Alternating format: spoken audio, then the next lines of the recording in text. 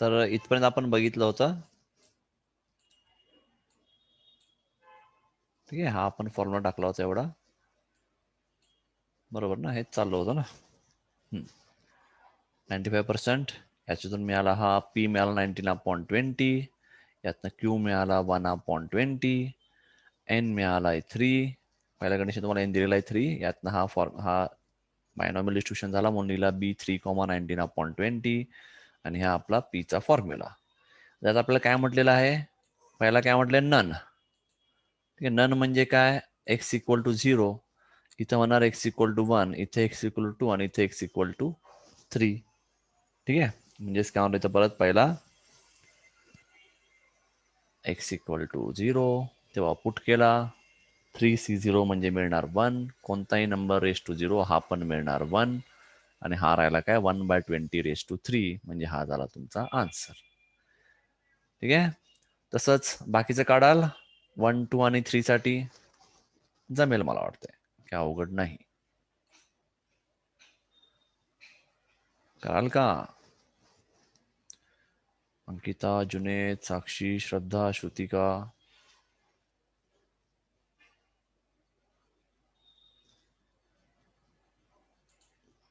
Yes, ठीक आहे, yes, good.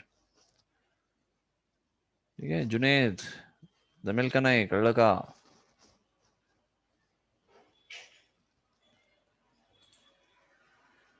Yes, ठीक आहे.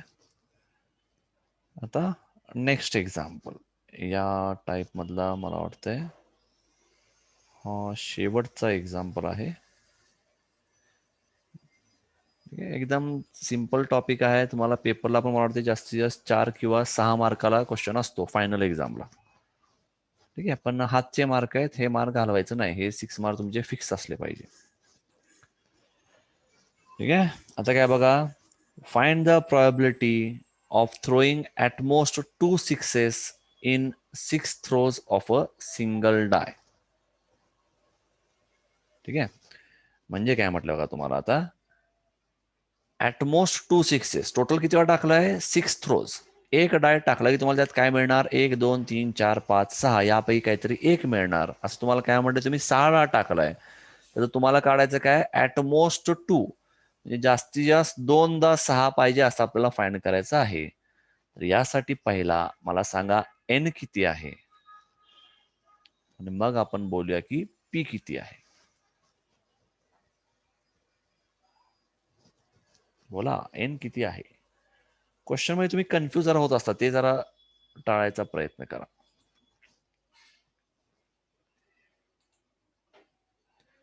बघा, 6 in 6 throws of a single die. मग एन किती असेल, किती वेळा डाय टाकलेला आहे तो म्हणजे एन असतो. किती असेल एन,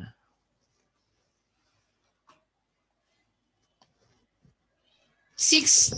बरोबर, एन असेल 6. ठीक आहे, तर आता पुढं नेक्स्ट काय म्हटलं पुन्हा यामध्ये बघा, आपल्याला काय माहिती, पी पी किती असणार आहे. आपण काय म्हणतो, तुम्हाला नंबर ऑफ सिक्सेस फाइंड करायचं आहे. एकदा म्हटलं आता ॲटमोस्ट 2 वगैरे ते आपल्याला फाइंड करायचं आहे. म्हणजे काय, टोटल 6 वेळा डायस टाकला आहे, मग नंबर ऑफ 6 मॅक्झिमम किती असणार आहे, 6च असेल. बरोबर, कमीत कमी 0 वेळा, तसं मॅक्झिमम 6 वेळा असेल. तर एक सिंगल डाय टाकल्यावर 6 येईल, याची प्रोबॅबिलिटी काय असणार आहे. हो ना, सिंगल डाय टाकल्यावर, एकदा डाय टाकला किंवा डायस टाकला की तेव्हा तुम्हाला 6 मिळेल, याची प्रोबॅबिलिटी काय असणार आहे.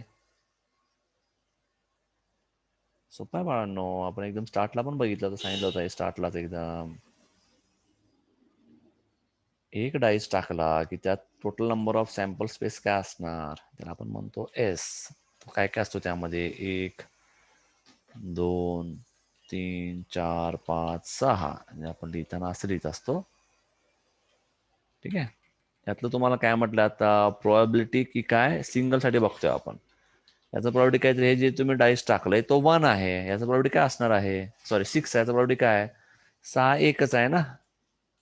इथं म्हणणार काय मग आपण, इथं प्रोबॅबिलिटी काय असेल, 1 डिवाइड बाय टोटल, टोटल किती आहे सॅम्पल 6, म्हणजे पी काय असणार आहे 1/6 असेल. बरं का, नेहमी बायनॉमियल काढताना सिंगल ट्रायलसाठी पहिल्यांदा फाइंड करायचा, काय मिळतं बघायचं. ते कळलं की मग पी मिळेल तुम्हाला. ठीक आहे, मी काय म्हणणार बघा, पीचा प्रॉपर्टी काय असेल 1/6, यातनं क्यू काय मिळेल 1 मायनस पी म्हणजेच 1 मायनस 1/6 म्हणजेच 5/6. पी आणि क्यू माहित आहे आणि काय माहिती आपल्याला N6 आहे. मग फॉर्म्युला काय होणार, हा असा पार्ट झाला 6cx 1/6 raise to x 5/6 raise to 6 minus x, आणि एन जास्तीत जास्त 6 आहे, म्हणजे 0 1 2 पासून 6 असं काहीतरी एक्स ची व्हॅल्यू असेल. ठीक आहे, आता तुम्हाला क्वेश्चन मध्ये काय म्हटलं बा, किती काढायचं आहे, ऍटमोस्ट टू म्हणजे किती, जास्तीत जास्त 2 म्हणजे काय म्हणणार, एक्स शुड बी किती, जास्तीत जास्त 2 म्हटलेलं आहे.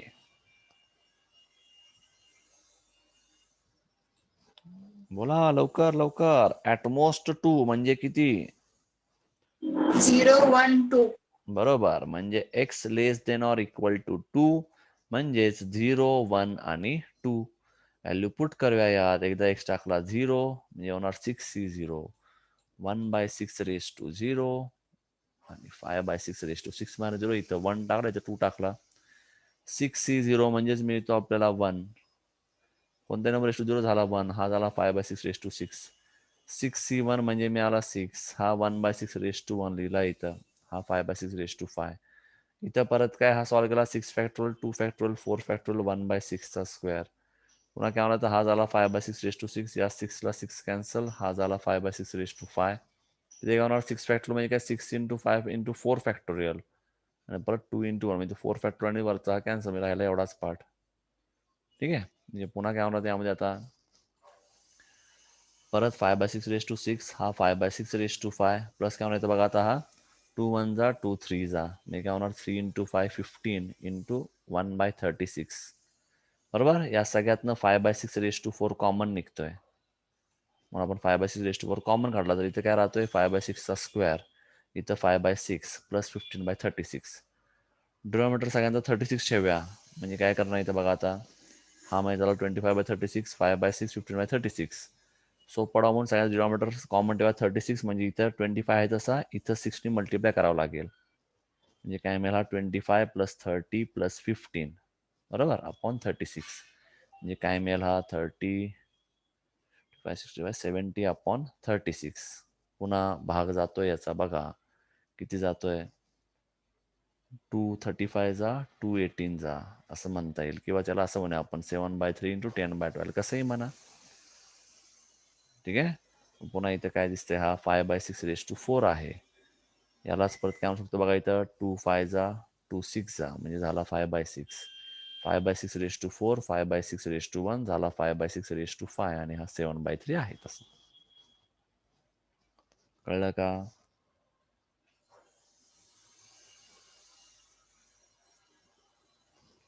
कळलं असेल तर येस म्हणा, नसेल कळलं तर रिपीट म्हणा.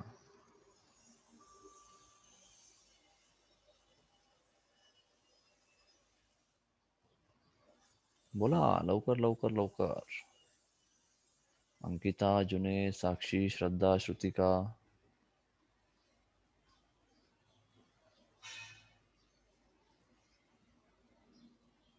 बोला, कळलं असेल येस, नसेल रिपीट.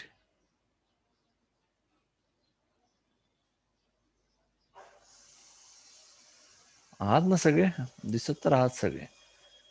येस रिपीट, ठीक आहे, एक रिपीट आले, पुन्हा सांगूया आपण.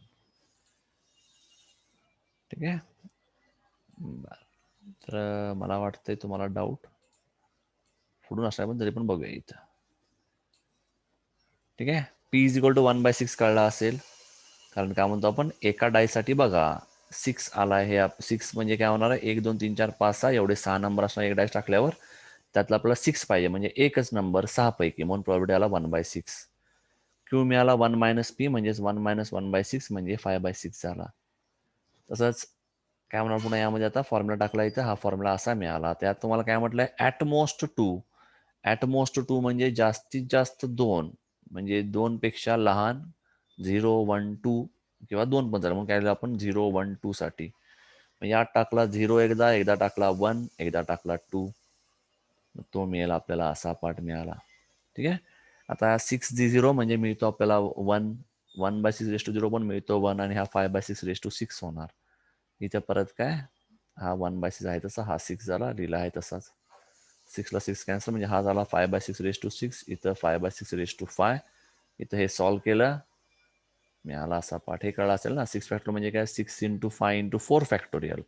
तो 4 फॅक्टोरियल हा 4 फॅक्टोरियल कॅन्सल म्हणून आत वरती फक्त 6 × 5 आणि 2 फॅक्टोरियल म्हणजे 2 × 1 तर 1/6चा स्क्वेअर आहे तसा 5/6 आहे तसा. ठीक आहे. पुन्हा इथं काय होईल आता हा झाला काय 1/6चा स्क्वेअर हा 2 1 जा 2 3 जा म्हणजे इथं वरती होणार 15 खाली होणार 36. या सगळ्यातनं 5/6 कॉमन निघतोय. मग 5/6 कॉमन काढूया. इथं काय मिळेल 5/6 कारण की 4 काढलाय त्यामुळे 2 राहिले. इथं 4 काढलाय म्हणजे 5 मध्ये 4 गेला 1 राहिला. इथं हा पूर्ण काढल्यामुळे राहिला एवढा पार्ट 15/36. 5चा स्क्वेअर म्हणजे 25 6चा स्क्वेअर म्हणजे 36 तोच झाला इथं लिहिला आपण असा. ठीक आहे. पुन्हा आता डिनॉमिनेटर सगळ्यांचं एक करूया. 36 डिनॉमिनेटर आहे. इथं 6 आहे 6 36 करणार वर खाली 6ने मल्टिप्लाय करणार म्हणजे होणार 25 + 30 + 15/36. हा म्हणजे होणार काय 30 + 25 55 + 15 झाला 70/36. ठीक आहे. आणि हा झाला 5/6⁴. ठीक आहे. कळलं असेल इथपर्यंत. पुन्हा आता हा किती होणार इथं हा झाला 70/36. मग यालाच पाहिजे स्प्लिट केला. ठीक आहे 7 × 10 आणि 3 × 12. पुन्हा हा मल्टिप्लाय डिवाइड केला की 2 × 5 2 × 6 म्हणजे 5/6 होईल. हा पण 5/6 हा पण 5/6 इथं ⁴ आहे इथं ⁴1 आहे म्हणजे एकत्र झाला ⁵5 आणि 7/3. कळलं का सगळ्यांना आता? श्रुतिका क्लिअर झालं का? हो जुने थांबायचंच आहे 5 मिनिटं. इथपर्यंत कळलं का? येस. ठीक आहे. बरं इथपर्यंत काय कोणाला डाऊट आहे का? किंवा हा पार्ट काय खूप स्पीडमध्ये झाला असं काय आहे का? व्यवस्थित कळलं आहे का? जे काय झालं आतापर्यंत ते व्यवस्थित कळलेलं आहे का? हो नाही खरं खरं सांगा. हो म्हटला तर याचा तुम्हाला कळलंय. नाही म्हटला तर मला कळेल नेमकं काय चुकतंय वगैरे.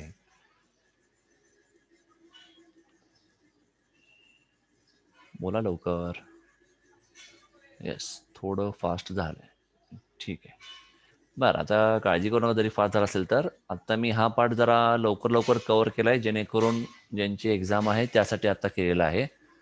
नंतर पुन्हा आपण जेव्हा हे जसं आपलं सिलेबस पुढं जात जाईल एकदा हे टेस्ट झालं की आपण परत आहे तसं आपलं कंटिन्यू करणार आहे. तेव्हा पुन्हा जर का काही डाऊट असेल तर पुन्हा आपण तो पार्ट रिपीट करत जाऊ तेव्हा. ठीक आहे. आता मला पण कळते की आपण जास्त एक्झाम्पल घेतलेले आहेत आत्ताच. ठीक आहे. पण कळलं असेल असं मला वाटतंय कारण की हा काही जास्त अवघड पार्ट नव्हता. ठीक आहे. तर ठीक आहे आता जास्त नको घ्यायला नाहीतर फक्त एक पार्ट तुम्हाला सांगतो फक्त यामध्ये. ठीक आहे. हे 11th एक्झाम्पल बघू आपण उद्या बघूया पण जमलं तर सॉल्व्ह करायचा प्रयत्न करा. फोटो काढून घ्या. होमवर्क देणार आहे आपण. It is known the 10% of certain articles manufacture defective. हे सॉल्व्ह करायचा प्रयत्न करा. मला आजच्या आज ह्याचा आन्सर सेंड करा. ठीक आहे. आणि हा जो लास्ट पार्ट आहे हा फक्त फॉर्म्युलावर आहे जे आपण सुरुवातीला फॉर्म्युला बघितलं होतं. मीनचा फॉर्म्युला म्हटला होता काय n × p. व्हॅरियन्सचा म्हटला होता n × p × q. स्टँडर्ड डेव्हिएशनचा म्हटला होता √व्हॅरियन्स. ठीक आहे. एक 5 मिनिटात हा पार्ट सांगतो. कळलं नाही तर उद्या परत हे पार्ट रिपीट करूया. ठीक आहे. एकदम सिंपल पार्ट आहे बघा. मी आता सेकंड पार्ट घेतोय कारण पहिला सोपा आहे तुम्ही घेतला ना गाडीचा थोडा वेगळा हा सेकंड आणि थर्ड दिसतोय. p 0.6 दिलाय हा म्हणजेच मीन आहे तुमचा. ठीक आहे. आणि n काढायचा आणि व्हॅरियन्स काढायचा. तर मीनचा फॉर्म्युला काय n × p. p(x) माहिती आहे p माहिती यातनं n काढता येईल. बरोबर 6/0.6 झाला n 10. कळतंय. व्हॅरियन्सचा फॉर्म्युला काय n × p × q. त्यासाठी तुम्हाला q पाहिजे तर पहिला q काढूया 1 - p म्हणजे झाला हा 0.4. ठीक आहे.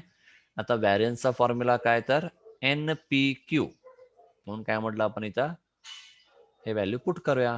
एन म्हणजे माहिती आहे आपल्याला 10, पी म्हणजे माहिती आहे 0.6 आणि क्यू म्हणजे आता माहिती आहे 0.4. हे सगळं पुट केलं, आन्सर मिळेल 2.4. ठीक आहे. हे एक्झाम्पल एकदम सोपं असेल, 2 मार्काला क्वेश्चन असतात असे. ठीक आहे. एक क्वेश्चन फिक्स 2 मार्काचा असा असतो आणि एक आता आपण जे शिकलो 11 एक्झाम्पल्स त्यावर एक 4 मार्काचा क्वेश्चन असेल. असं मॅक्झिमम 6 मार्काला हा पेपर असेल किंवा हा क्वेश्चन असेल. ठीक आहे. मेन फायनल पेपरमध्ये. ठीक आहे. तर हे लक्षात आलं असेल. ठीक आहे. म्हणजे आन्सर तुमचं काय म्हणणार शेवटी N10 आणि व्हॅरियन्स मिळाला 2.4. ठीक आहे. तेच जर यात पण काय म्हणणार N25 आहे, मीन 10 आहे, तर P पुन्हा सेम हा मेथड. N25 हा 10 आहे, फॉर्म्युला काय N इंटू P, यातनं तुम्हाला मिळेल P. 10/25 हा असेल तुमचा P, म्हणजे झाला 2/5. ठीक आहे. यातनं मिळेल Q काय म्हणणार 1 मायनस P म्हणजेच 1 मायनस 2/5 म्हणजेच मिळेल 3/5. तर व्हॅरियन्सचा फॉर्म्युला काय असतो, स्टँडर्ड डिव्हिजन काढायचं म्हणजे तुम्हाला व्हॅरियन्स माहित असलं पाहिजे. व्हॅरियन्स म्हणजे NPQ. सगळं मल्टिप्लाय केलं, 5 into 5 25. 25 कॅन्सल म्हणजे मिळेल 6. स्टँडर्ड डिव्हिजन म्हणजे याचा रूट म्हणजे असतो √6. ठीक आहे. तर हे पार्ट तुम्हाला कळलं असेल असं मी अज्युम करतोय. कळलं? काय डाऊट आहे का तर विचारा. थांबायचं आपण आता, त्याच्या पुढे काही घेणार नाहीये. त्यामुळे काय डाऊट असेल तर विचारा, नसेल तर थांबूया.